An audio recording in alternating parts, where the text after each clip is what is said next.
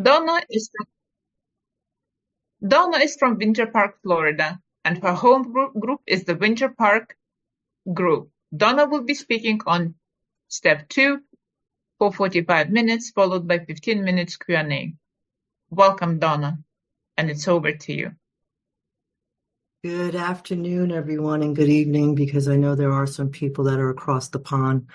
It's a pleasure to be here. It's also a pleasure to see so many familiar faces. I have sponsees here, and I also have people that are not my sponsees, but I have the privilege of being of service to them and taking them through the big book of Alcoholics Anonymous line by line, which is something I have been doing for 20 plus years. My sobriety date is August 5th, 2000. I do have a sponsor. I have sponsees, I have a home group, and I just added a virtual home group. Addition by Subtraction is now my virtual home group. So I'm glad to be of service on so many different levels. I'm here to talk about step 2. And before I begin, I like to share new experiences as more doors are open on this path. And very recently, what I realized is that the bigger my God, the bigger my we. And when I settle into that, it also helps me to settle into when I share, because I realize that at this very time, in this very moment, there's thousands of people doing the same exact thing that I'm doing. So I cannot take myself very serious. I'm one of many. I'm one of many that's carrying a message of what has happened in and through us, in spite of us, because I had to have a deep first step experience. I shared about step 1 last week. My sobriety date is August 5th, 2000. And I'm a big book girl. After 4 chapters of going through step 1, I knew something powerful happened to me on August 5th, 2000. But as I was going through step 1, I realized that it was also a miracle. I realized that I didn't have the power to remove the obsession to drink. I didn't have the power to even say on August 5th that was going to be the day. Because the same feeling of despair and misery that I felt on the 5th, I felt on the 4th, I felt on the 3rd, because I was drinking 4 or 5 days solid. But why the 5th? I know that in all things, when I stop trying, there's enough space for grace. So I get to this place and I realize that on my own, I can't get past where I'm at.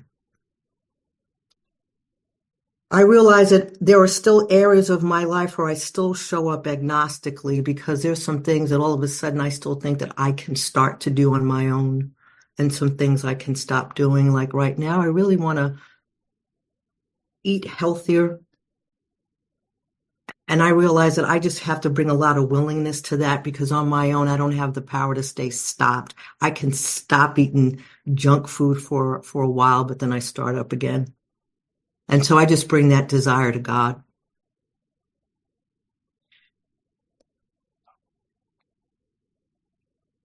I had no idea what was wrong with me mentally, physically, and spiritually. That's why I'm very grateful for Alcoholics Anonymous, and I'm very grateful for the teachers that God put in my path. I've had amazing teachers that I will always honor. I will never take credit for something that they imparted on me. The thing that really rocked me was I had no idea about this hidden life. They say that we discover the spiritual life.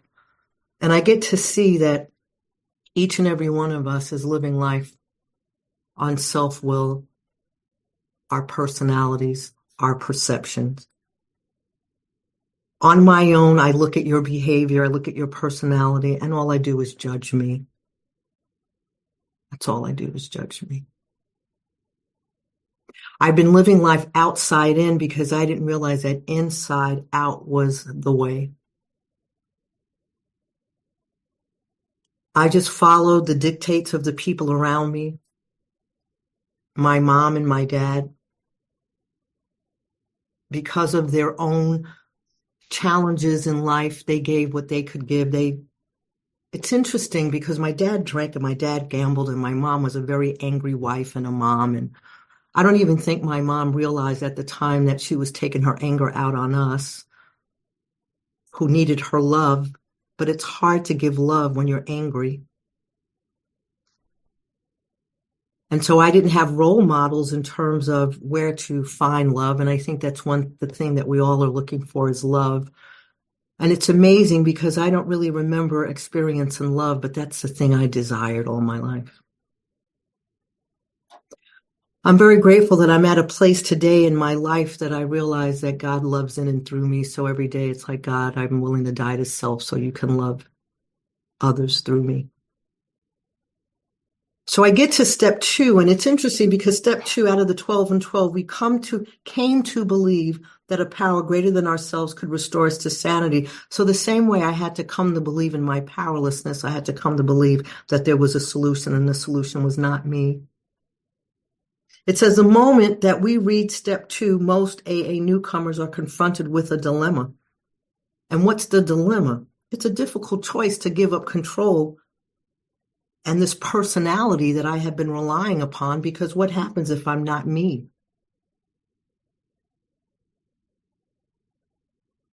We can see evidence that there's a better life.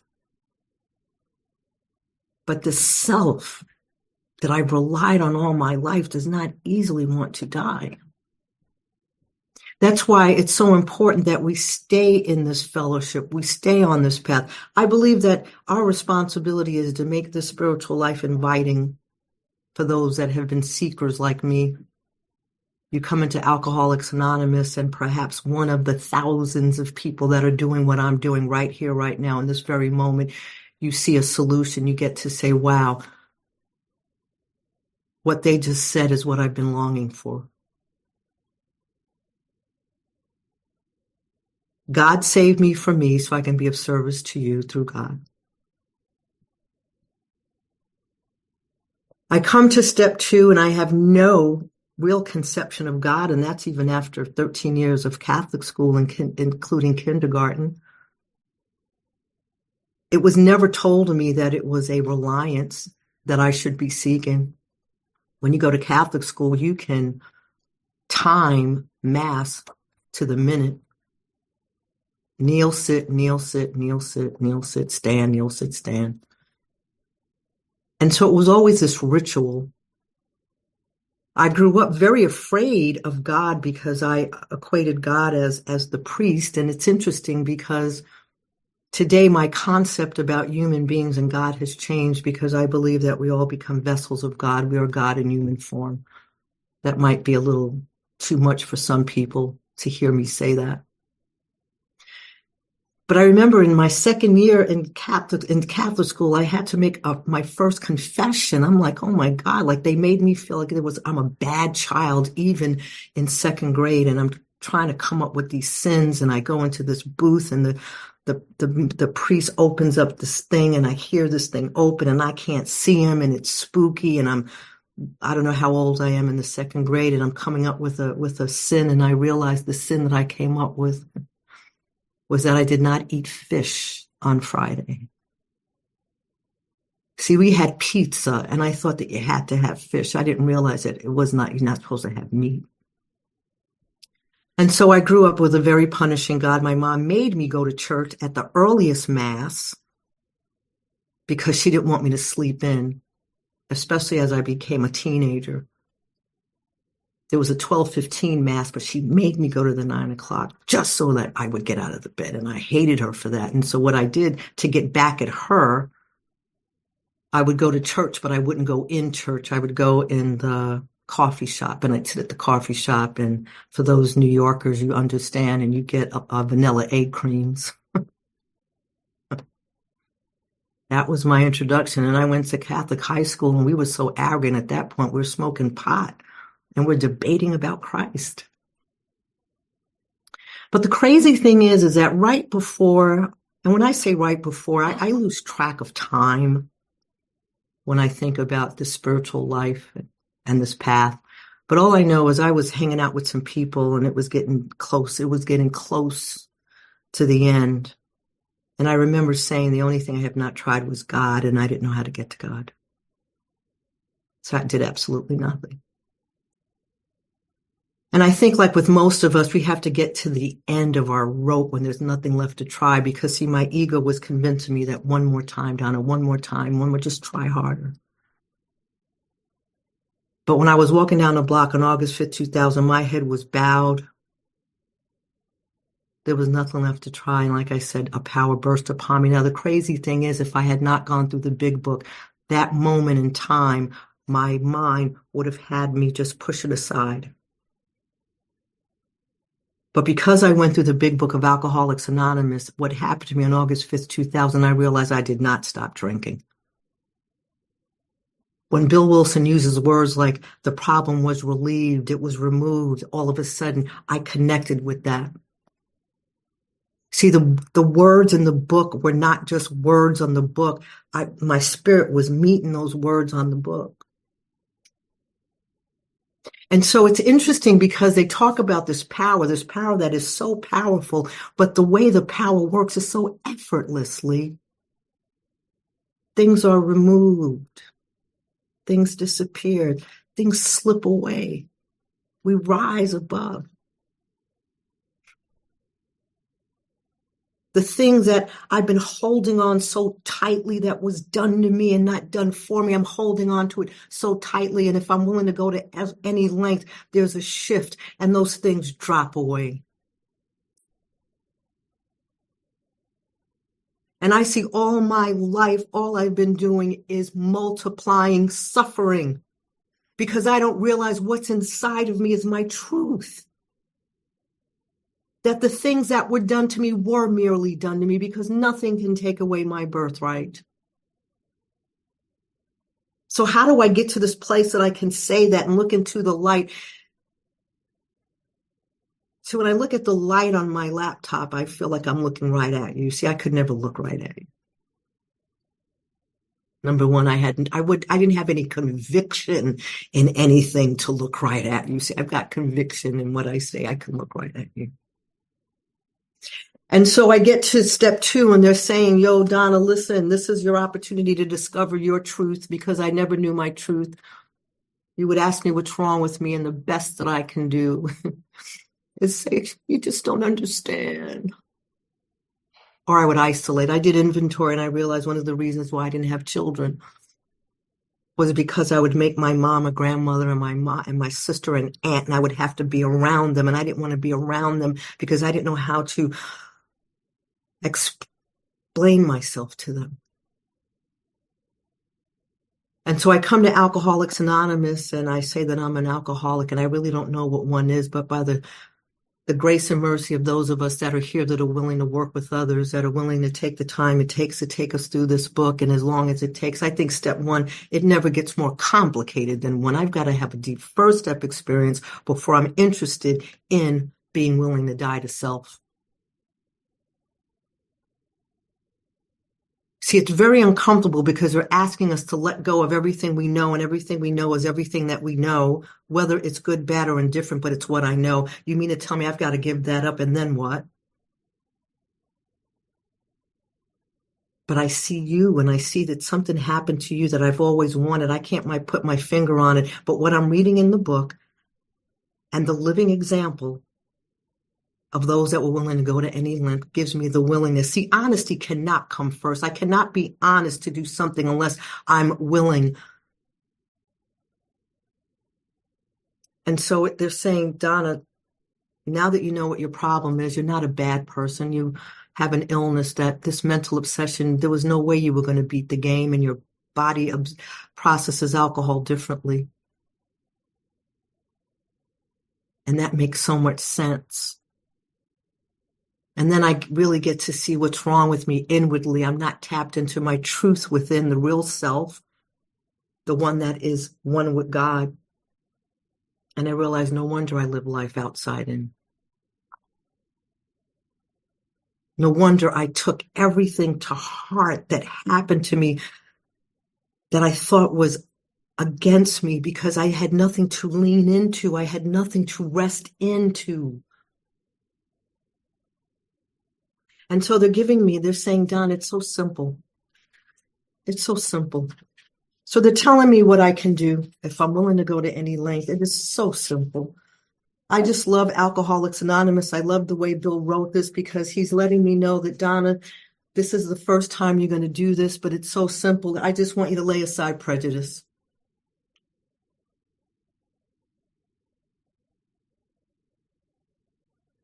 And then I want you to express even a willingness to believe. They're not telling me to have faith. I can't have faith in something that I haven't tried yet. Even a willingness. Maybe my willingness is real small. But grace can work with as much willingness as I bring. And then it says, admit the possible existence. Are you checking out the words they're using? Sometimes this is a word by word exercise. Lay aside. Even a willingness. Admit the possible existence. Earnestly seek. Just keep willing. See, if I earnestly seek, grace will meet my seeking, because very often the ego doesn't want to die, and it doesn't want us to continue down this path, because the self that I created does not want to die. It doesn't want me to align myself with my true self. But I find that with enough willingness, open-mindedness, and honesty, especially when I'm writing inventory, pockets of time will open up that I find myself sitting down with a pen in my hand. I remember I was working in the financial district, because I'm a New York girl, even though I live in Florida, and I was coming out of the building, and I would always carry a few sheets of inventory with me because I never knew when that willingness would come. And I came out the office building, and I had never seen this bench that had been there every day I go to work. And I just saw the bench, and I just sat and I wrote. And I wrote until it was uncomfortable, because there's something about spiritual writing. You feel what you write. It's different than writing a paper for work or a paper for school. You feel what you write. The same thing about reading spiritual literature. We feel what we read. This is for me. I think that everything that I went through was to get to a place of such despair that I finally said, I surrender. I can, so that God can say, okay, Donna.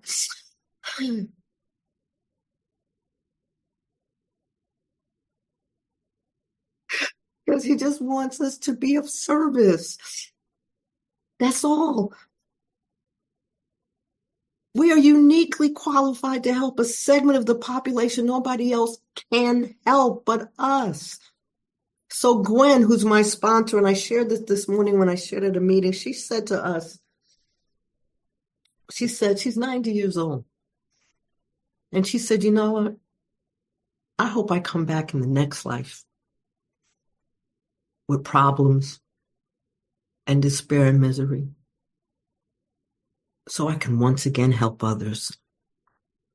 That was the first time I heard somebody say that. And it made me pause. And that was a consideration that I sat with myself. And all that I know and all that I'm realizing, that I'm willing to say the same. So I'm earnestly seeking this power. And then the last thing I bring is, don't let any prejudice I may have against spiritual terms deter me from honestly asking myself what they mean. See, a lot of us have this prejudice against the word God. It's the word. But if I can get past the word, I can see what the power did for me on August 5th, 2000. And I realized that I can come to believe in this power, and then I can come to call it God without any problem. Because I realize that 1 + 1 is 1. I've been sharing that lately because I'm feeling that today. And so I'm in step 2 and I'm realizing, okay, they're making this so easy for me. See, my willingness might be different from your willingness, but it's all willingness. I'm not trying to compete with you anymore. Rashid would always say, it's not about catching up, it's about catching on. I don't need to catch up to you. You see, all my life I wanted to, and it's even when we say, do we want what they have? I don't want what you have. I want to experience what you experienced. Because what you have, I have. But I didn't know I had it. That's why the world and people had such power over me. I latched onto you for you to make me feel okay. And then I was resentful because that belief system wasn't working. And so now I'm resentful, I'm fearful, resentful, fearful, because what's working? Nothing is working. And then I come to Alcoholics Anonymous. And they're saying, join us on this path. We've let you see to examine the evidence. And they actually say that in the book. We examine the evidence, and what is my conclusion? That I can't get past where I am. So step 2 for me is the beginning of possibility thinking.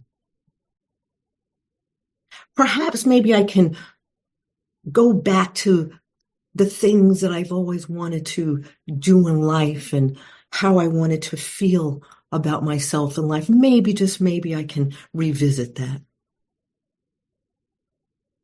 Maybe I've been lying to myself thinking that the best I can do is the best I can do and just be okay. So many of us fall for that okey doke that we're just okay. See, I can stay in okay because that's the best I can do. I can't get better than just being okay. That's just like how I was when I was drinking and drugging. I was living in the world of at least. Well, at least I can be in recovery and be in at least. Because relying on this, I'm not tapped into the power within. So this makes me think that there's no more to life. So they give us these bedevilments. We're able to look at life. Donna, this is how you've been living inwardly. I just did an exercise with some people, and I'm just so grateful for all the teachers I've had in this program. I was introduced to mapping, and I think that's where Ange had gotten it from. And if you put the bedevilments on a piece of paper, and that represents the center, your center, without relying upon the power, prey to misery and depression, and you put a circle around that. And then you ask yourself, what do you look like when you're a prey to misery and depression? You write an arrow away. What do I look like? I'm walking with my head bent down. I'm walking with my shoulders hunched over. I'm walking slow. What are my habits? I have a hard time getting out of bed. What are my habits? I'm lazy. I'm watching TV nonstop. I mean, I still watch TV, but not like if I was a prey to misery and depression. What's my attitude like? I'm testy. I'm angry. What do I believe about myself when I'm a prey to misery and depression? I feel like I can't, there's no hope. And then I do that for all those bedevilments, and it's no wonder I feel the way I feel. I can't do the things I do. I treat you the way I treat you. And the paragraph after the bedevilments, it says that it's a simple reliance upon God that those things inside of us shift. Well, if I just read that, I can say, okay, that's what they're telling me. But if I really want some buy-in, so that I'm willing to go to any length, perhaps if I do this mapping, it says that my ideas don't work. And what is my idea? That self-sufficiency is enough. Well, I do that map and I'm like, damn, this is the best that I'm doing.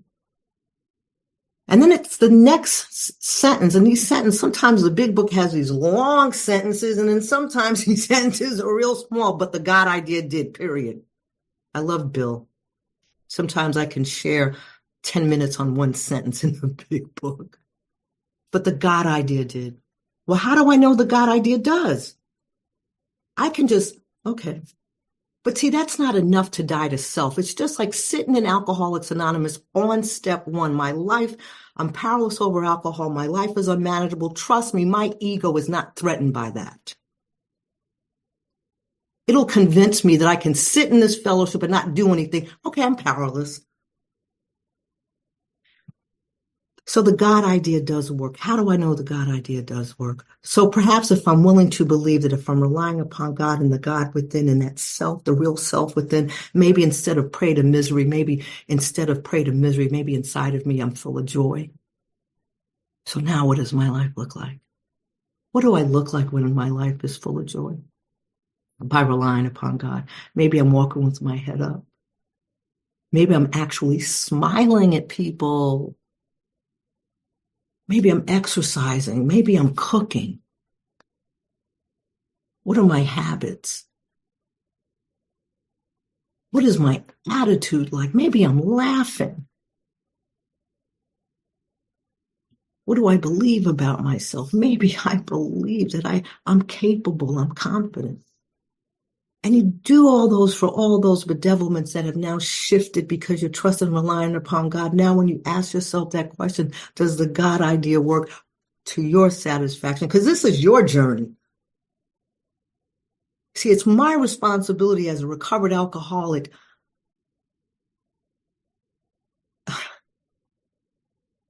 to do what I can so you're willing to go to any length. See, I used to give people these exercises and have them do it on their own, but I realize that sometimes that mental laziness will creep in and we won't do it because our egos will tell us, oh, it's not that important. Oh, I don't have time. Oh, I didn't do it the last time I went through the work. Why do I have to do it now? And so it's been placed in my heart to do these exercises with people so they actually do it, because I feel like it's my responsibility to maybe not so there's not that many obstacles, because I know the freedom. I know that now, when Rashid used to say it never gets more complicated than one and for a very long time, what I saw was it never gets more complicated than step one, which is so true. Because anytime anything troubles me, I can't figure it out. It seems too hard. I can relax in it. Do I relax all the time? No. Because sometimes I need to have a deep first step experience, go through some trials and tribulations, go through some pain to be convinced, okay, God.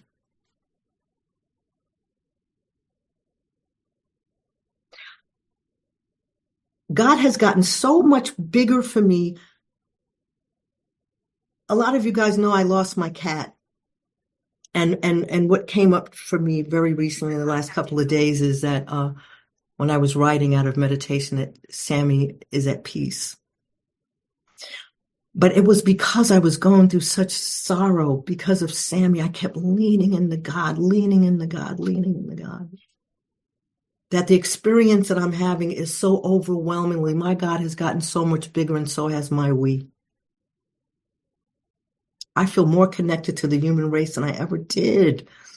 So now that I look at that, it never gets more complicated than one. It's gotten so much deeper than it just more complicated than step one. I realize that 1 plus 1 is 1. Me and you is 1. Me and God is 1. Me, you, and God is 1. I'm like, wow. And then I said out loud, Rashid, I caught on. That I can start this meeting and realize I don't need to be afraid about what I'm going to share, because there's thousands of people doing the same thing at the same time as me, and they're doing it in their way because they're trusting and relying on God to share through them. I'm not the great big such and much that I thought I was. So is God everything to me, or is God nothing to me? So I did an exercise, and I have to thank Tyler I didn't think I'd go through the work with Tyler when I sat in her workshop, and every person that took me through the work, I just gained so much. And she said, well, why don't you, and I don't know what her exact words were, but what I did for 3 days, I didn't pray. I didn't say a set aside prayer. I didn't say anything. And I just lived my life. And the proposition was, what if there is no God and all I have is me? And I was willing to do that. What if there is no God and all I have is me? And so I was riding my bike on a path that I always ride my bike. And a family of deer came across the path.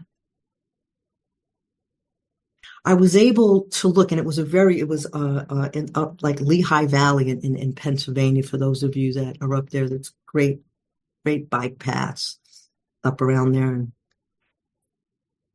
I was able to see how dead foliage and live foliage are all connected. I saw the fallen trees and how the trees that were alive, I could see that the dead foliage was nurturing. It was food for the live trees. And I had never looked at nature the way I did. And I was able to walk away from that exercise and say, I can say that there is no God all I want, but God still is. I feel like I was given the gift of willingness. I've never not did what was asked of me. I may not have jumped to it very easily, but when you're willing to seek a relationship with your creator, you get very uncomfortable when you're not doing the work. That uncomfortability, man, is a motivator. I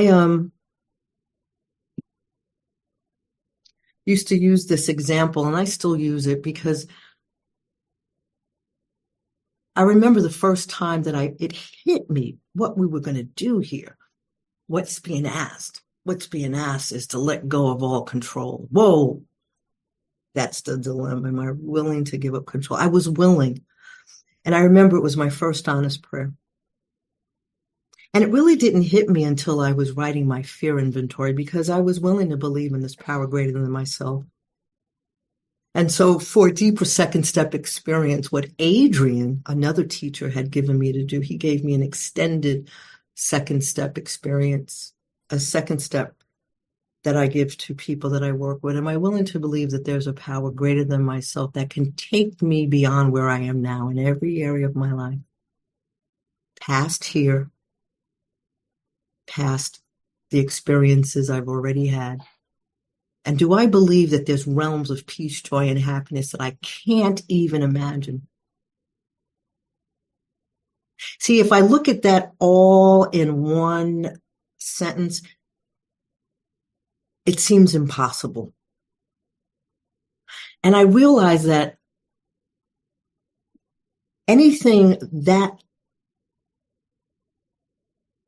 grand, it's hard for me to be willing to believe that that can happen to me, because I'm so limited in my scope of what I think freedom can look like. I can look at that and say, oh no, there's no way that I can have all of that. But I was willing to believe, because I saw what I did. I saw that on my own, I tried to commit suicide, and my mind never once said, Donna, what are you doing? My mind never protected me from that act.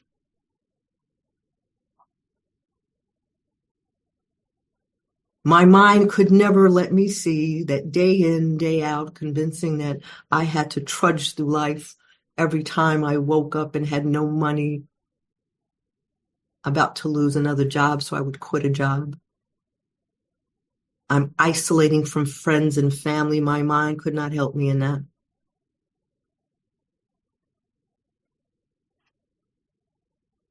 And then I get to this place and I realize that what happened to me was not of me.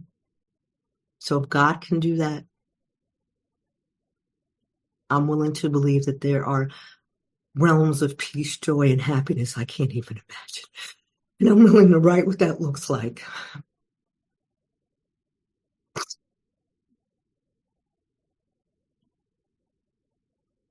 And I'm willing to write it because I see the people that God placed in my life. They have something I've always wanted.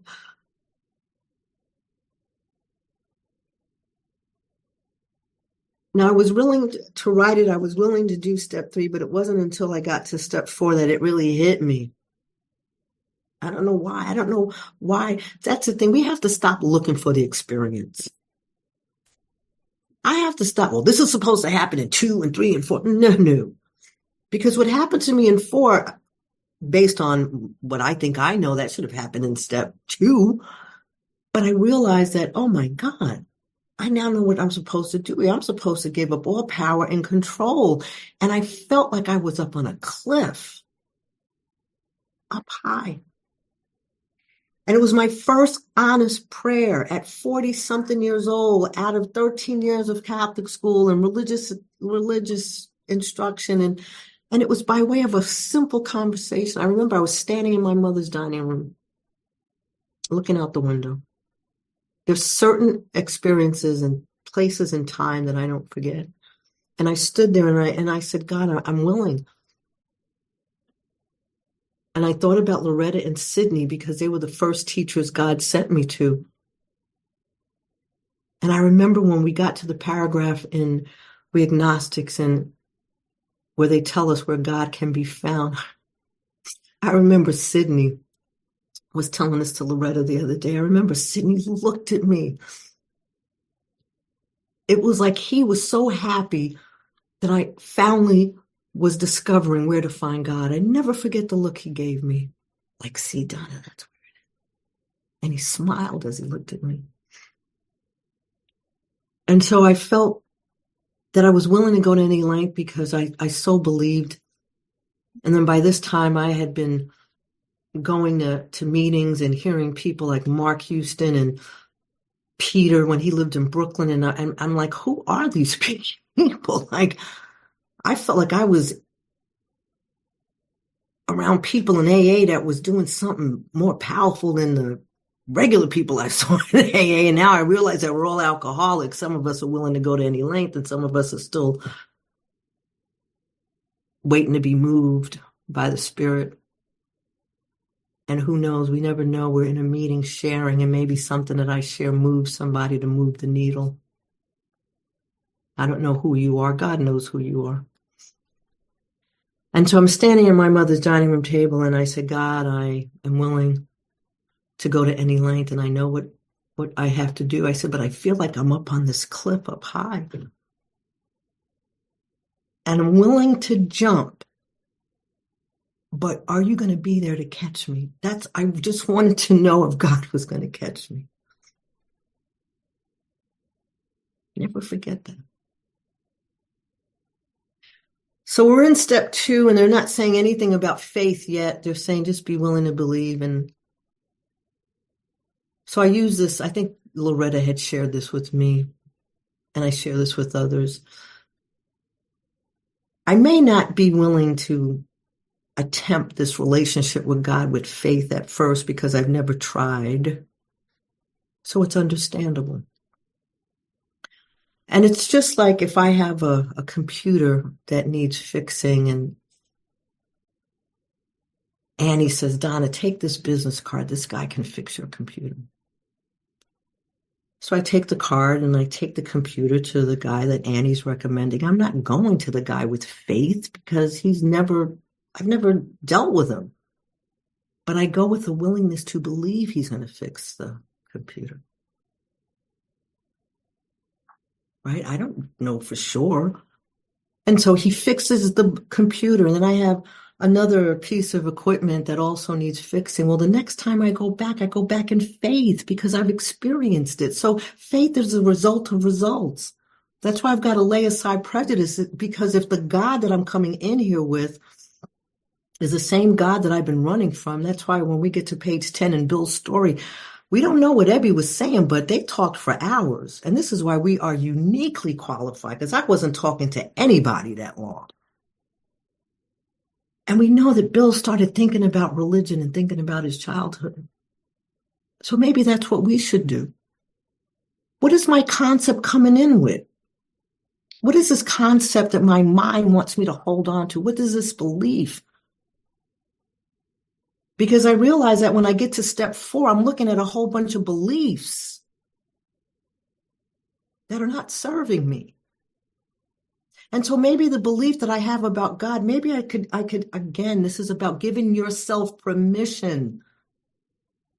Give yourself permission to ask the hard questions. What is my current belief about God that I'm holding on to? Because I have a mind that wants to hold on to a disbelief so hard. But if I've never experienced God, why am I disbelieving God?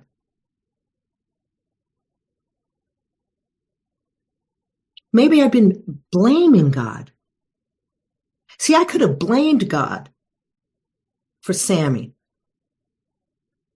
But I'm realizing for me, it's the hardships that bring me closer to God. You know how I feel about my little cat? I felt like Sammy was the martyr for me.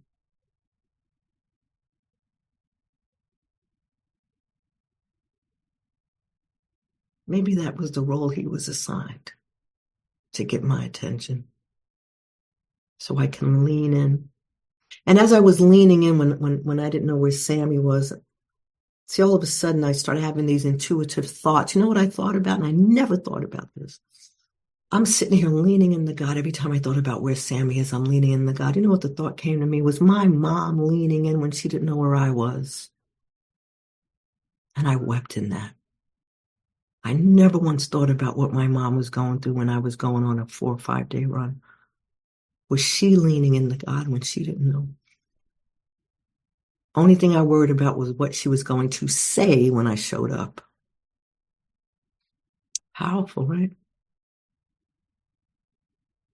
I also had an experience of gratitude. I'm starting to experience these principles on a level that I have never in the beginning. And I just had a willingness to believe. I know I'm going way past step 2, but perhaps maybe I'm going way past step 2 so that if you are at step 2, you'll be willing. I had such an experience, and I thought I saw Loretta, Sydney, and Rashid, the 3 teachers that God placed in my life. And I realized how grateful I am for them. And I wept out of gratitude. And then I was able to see what they must have meant for my mom. That my mom now saw the same light that I saw, as she now knew who was surrounding her daughter. That's the kind of, that 1 + 1 is 1. God's thoughts become my thoughts. So every day I'm willing to die to self so I can live life. God can live life in and through me, and I can be here and share and not care if what I said. I just know that thank you for allowing me to share. Thank you, Donna. Thank you, Rasa. Hi, I'm Kira, and I'm an alcoholic. And before we get started today, I just wanted to say thank you so much, Donna, for that beautiful, powerful, uplifting, enlightening share. I greatly appreciate it. As Rasa mentioned, this is a Q&A and a time to get all of your questions answered by Donna. We are going to come in with Bobby first. Bobby, would you like to unmute and come in and ask Donna a question? Absolutely. I'm a grateful alcoholic. My name is Bobby. Very grateful to have made it to this meeting. Thank you for sharing, Donna. Carly, thank you for getting me on this meeting. Wouldn't have happened. That just happened. But I'm going to ask a question that Donna answered for me yesterday in depth and the day before. And I asked it because it would help me help others. And heard her say, die to self so many times. And I've been in the spiritual path for 58 years. I've been in recovery since '94. I felt it, but she explained it so well. So Donna, tell us, what does die to self mean? Hi, Bobby. So good to see you, brother. So dying to self for me means dying to this personality that I created. You know, when it says we have to clean house. And for me, it's clean house of the self that keeps me separated from you and keeps me separated from God. Because I realize that on my own, I don't know how to love. I think it's God loving through me. I think we become vessels. When it says that we have to fit ourselves, for me, I believe that we just have to be in position for God to minister through us, to love through us, to have compassion. I get to die to self because I get to see that I am no more or no less than another human being. And I get to see that when I write inventory. I get to see that we're all spiritually unconscious at times. Our symptoms change. But the self that I created just looks at your symptom and judge your symptom because your symptom goes against what I believe is right or wrong. So God, have all of me, what I perceive as right, what I perceive as wrong. Let me die to that self I created so my true self, that's one with you and one with others, can live. That's it for me. Thank you so much, Donna, for that answer. And thank you, Bobby, for that question. Okay, Carly, would you like to come in? Thank you. Thank you, guys. Carly, addict, alcoholic from the UK. Not that I'm any different to you. Donna, thank you. I adore you. Thank you, Donna's God, for guiding you to me. And I will allow you to have my cat virtually because she has an honest desire to stop eating treats. So she's welcome here too. I just wanted to ask you what you think about this because when I hear about faith and people coming into recovery and not believing or we agnostics, it's really strange because a couple of times it's come up today about superstition. So there's a couple of people in a meeting yesterday that said they didn't believe in God and were an agnostic, but they wanted to salute a magpie and they wanted to not walk under a ladder and they wouldn't cross 3 drains. And I heard someone else say it today, and actually it made me think back on page 7 with Bill's story. He says, when he was explained about his illness by Dr. William Silkworth, there's a bit where he said, I fared forth in high hope. For 3 or 4 months, the goose hung high. And I looked this up, and this meant it's an expression based on superstition of that time. When goose flew low, it meant that evil spirits were present. And when geese flew or hung high in the sky, evil spirits were gone and all was well. So do you believe that that is some kind of faith with the superstition? You could use that as a kind of faith. Thank you.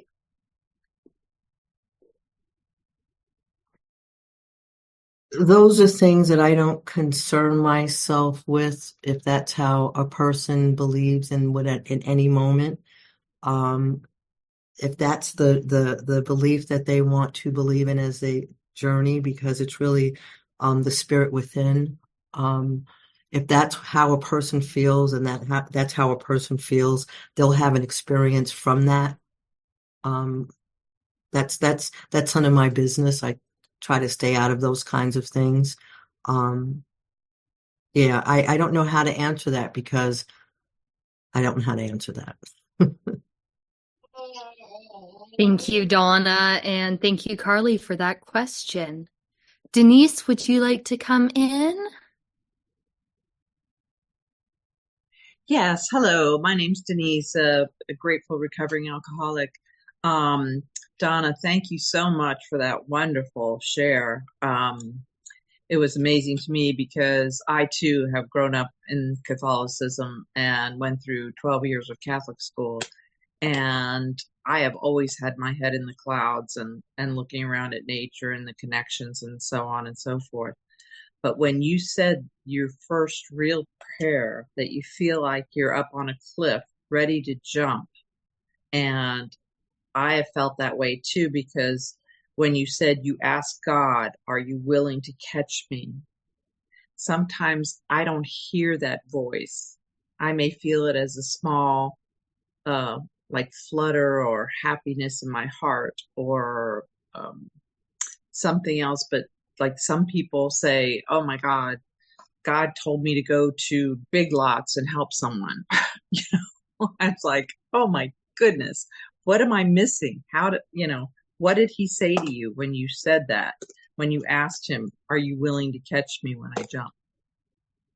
Thank you. It was just an increased willingness to continue. Okay. Thank you so much. Yeah. And I just want to add with Carly, like, if a person's belief is that belief, that they can just continue, because we grow. At least I grew. What the things that I'm saying today, I was not saying 21 years ago. Mm-hmm. But what I had was enough to get me to where I am today. So, if it's superstition,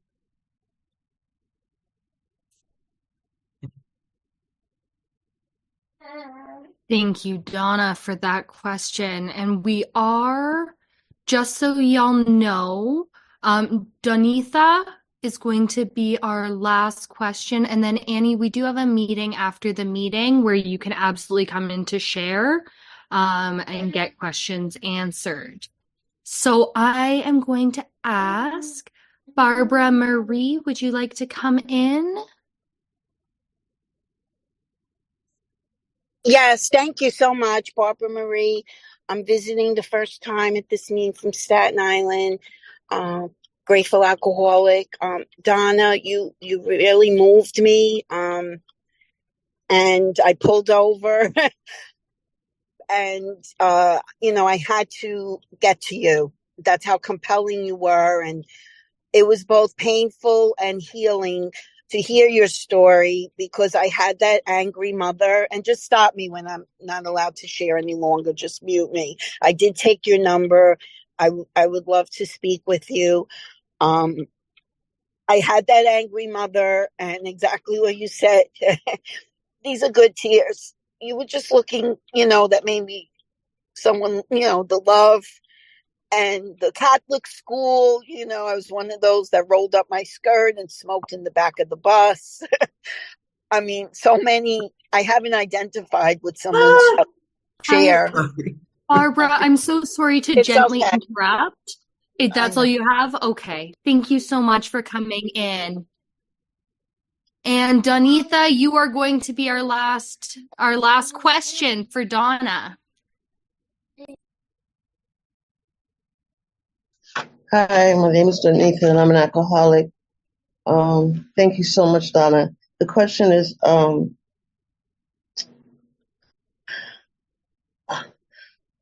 what's that?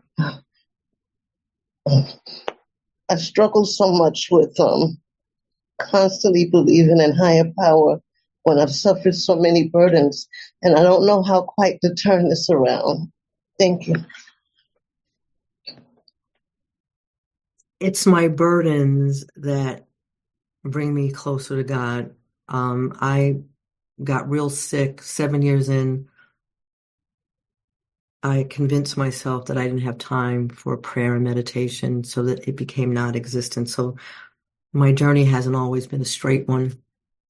And I got real sick. I got in a relationship and he became my God, and I got real sick, real emotionally sick.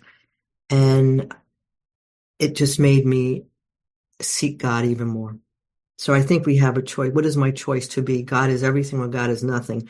If I'm going through some hardships and I'm going through some crap, am I saying God is nothing because I'm not relying on God? Or am I hanging on for dear life? God is everything, to the point that I'm leaning so far in that I rest in that. Thank you. Thank you, Donna, for sharing your experience, strength, and hope in answering these questions. That brings us to the end of the Q&A portion of the meeting. Back to you, Rasa. Thank you, Kira.